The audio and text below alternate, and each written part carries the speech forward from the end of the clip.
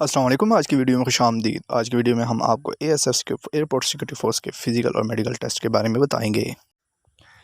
A S F کے medical اور physical test میں کون کون سے ٹیسٹ لیے جاتے ہیں اور کتنے نمبرز حاصل کرنے والوں کو پاس تصور کیا جاتا ہے، اور ان ٹیسٹ میں کیا کیا چیزیں شامل ہوتی ہیں۔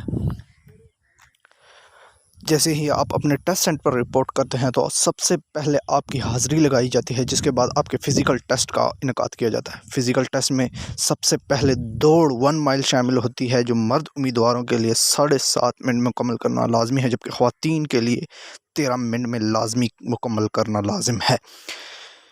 اس کے بعد پش اپس کی باری آتی ہے۔ پش اپس 2 منٹ میں زیادہ سے زیادہ 22 اور کم سے کم 14 کرنے ہوتے ہیں۔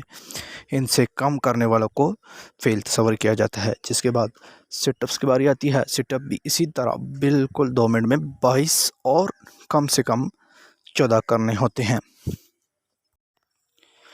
فزیکل ٹیسٹ مکمل ہونے کے بعد جن لوگوں کا فزیکل ٹیسٹ کے تمام مراحل مکمل پاس ہوتے ہیں، ان کا میڈیکل ٹیسٹ لیا جاتا ہے۔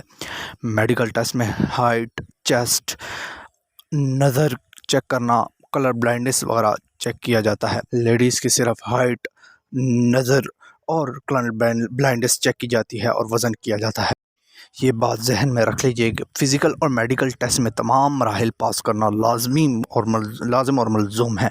ان پہ کوئی بھی ایک بھی سٹیپ آپ کا فیل ہو جائے تو آپ کو ٹیسٹ میں فیل تصور کیا جاتا ہے۔